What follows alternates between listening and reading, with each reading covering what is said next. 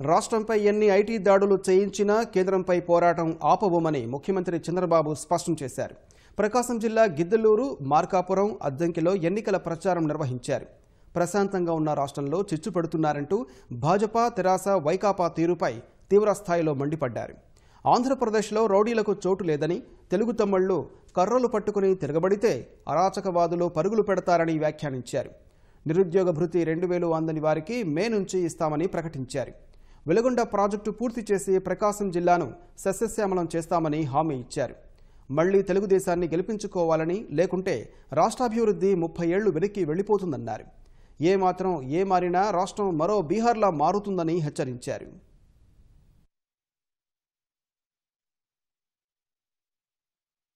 ఇష్ట ప్రకారం మా ఆస్తులపైన పడతావా? తెలంగాణలో మా ఆర్థిక మూలాలపైన పడతావా?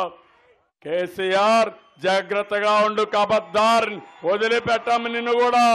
మా వాళ్ళల్లో రక్తం మరుగుతా ఉంది, నీ మీద ఆవేశం వస్తా ఉంది. మమ్మల్ని లొంగ తీసుకోవాలంటే ప్రపంచంలో ఏ దేశం వల్ల కాలేదు, నువ్వు కూడా ఒక లెక్క లేదని మరొకసారి హెచ్చరిస్తున్నా. ఏం తమ్ముడు, నరేంద్ర మోడీకి, కేసీఆర్కి భయపడతామా? రౌడీ పార్టీ, కోడికత్తి పార్టీకి భయపడతామా? నిన్న మైలవరంలో పోలీసులపైన దాడి, ఏమయ్యా ఏంటిది నాకైతే అర్థం కావడంలా.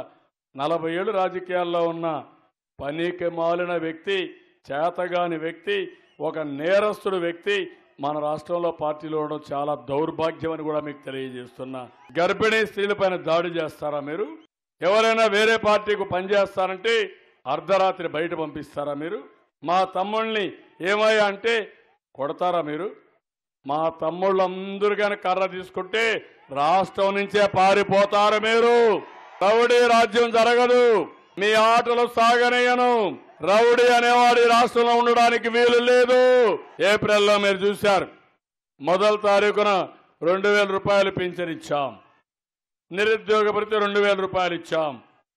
అదే ఎన్నికలుంటే గుంటూరు నుంచి అవతల కావాలని కోడికత్తి పార్టీ పోయి ఎన్నికల్లో చెప్పి, ఎన్నికల సంఘాన్ని చెప్పి ఇవ్వనీయకుండా చేశారు. మే నుంచి వాళ్ళకు కూడా ఇస్తా.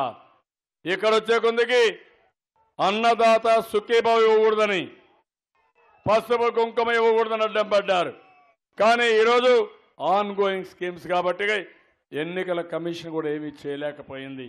అన్నదాత సుఖీభావలో 3000 మొన్న 1000 రూపాయలు ఇచ్చాను. పసుపు కుంకుమ ఇప్పటికే 6000 ఇచ్చాను, ఇప్పుడు 4000 ఇస్తున్నా. 4వ విడత 5వ విడత రుణమాఫీ చేస్తున్నా. పాపిస్ట్ డబ్బులు, తెలంగాణ నుంచి వచ్చిన డబ్బులు మనకు అవసరమా? నరేంద్ర మోడీ డబ్బులు మనకు అవసరమా?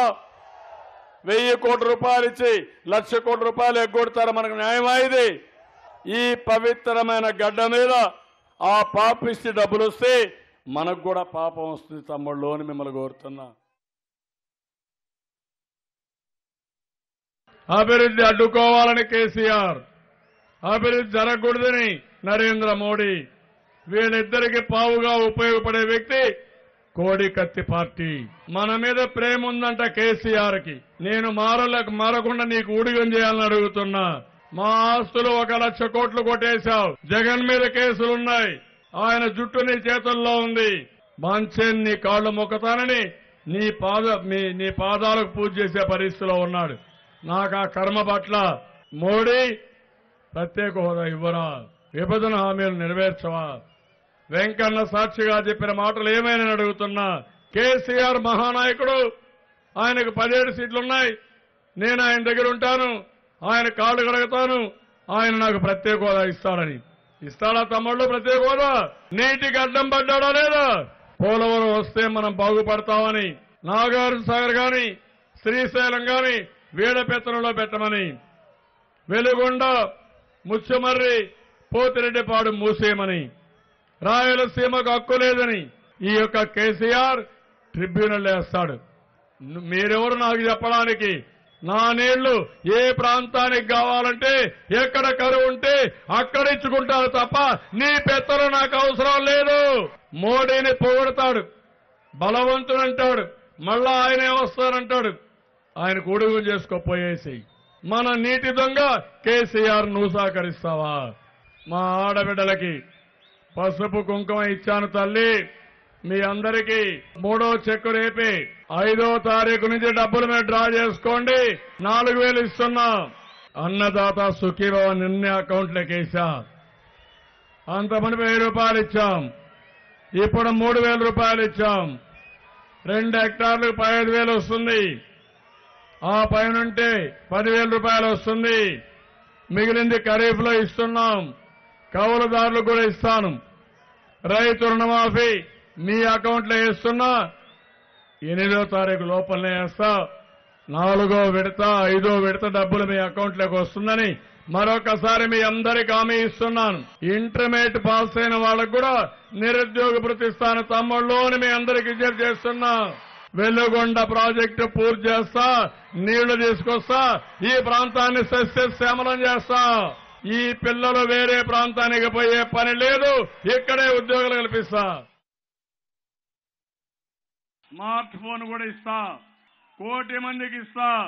అందరూ కూడా ఏదైనా కష్టం వస్తే నేరుగా ఒక యాప్ నొక్కి చంద్రన్న నాకు ఈ ప్రాబ్లం ఉందంటే ఓకే చెల్లమ్మ నేను పనిచేసి మళ్ళీ చెప్తానని చెప్పి మీ పని పూర్తి చేసే బాధ్యత నాది.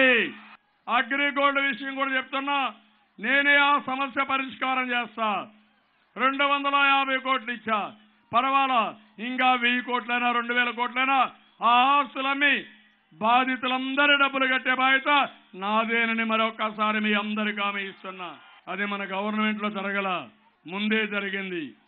అయినా బాధ్యతగా ముందుకు పోతున్నా. 5 రోజులే ఎలక్షన్. కేసీఆర్ చెప్తున్నాడు నాకు 16 వస్తాయని, ఎంఐఎంకి 1 వస్తుందని. ఇక్కడ కోడికత్తి పార్టీ చెప్తా ఉంది ఆయనకు 17 వస్తాయని.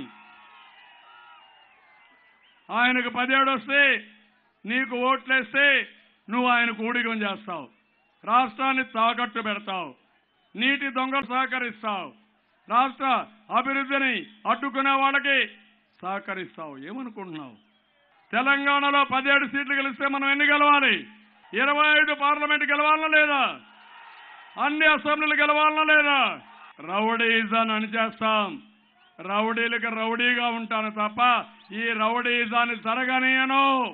రేపు నిరసనలు తెలియజేయాలి. రాష్ట్రం అంతా కార్యక్రమాన్ని ఇస్తున్నాం. ఎందుకంటే మన మీద దాడులు, ఐటీ దాడులు. కేసీఆర్, నరేంద్ర మోడీ, జగన్మోహన్ రెడ్డి లాలోచి బయటపడింది. 3 కుట్రదారులు ముసుగు తీసేశారు.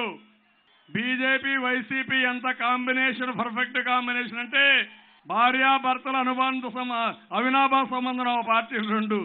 మీ కథ ఏంటో మోడీ, కేసీఆర్, జగన్ అందరినీ ఒకేసారి చెప్తా. మీ కథ ఏంటో నిరూపిస్తా. మీకు తగిన శాస్త్ర చేపిస్తా. అందరూ కూడా ఉగాది బ్రహ్మాండంగా చేసుకొని మళ్ళీ ఉగాది రోజున ఒక సంకల్పం, నూతన సంవత్సరం మన గవర్నమెంటే రావాలి. తెలుగు జాతికి, ఆంధ్రులకు మళ్ళా మహావైభవం, బ్రహ్మాండమైన భవిష్యత్తుకు నాంది పలకాలి. అందరూ దేవుళ్ళు మనకు ఒకటి కావాలి. మనం అలా ఆశీర్వదించాలి. ఈ దుర్మార్గుల బారు నుండి ఈ ఆంధ్రప్రదేశ్ ని కాపాడుకోవాలని మిమ్మల్ని అందరినీ కోరుతున్నా.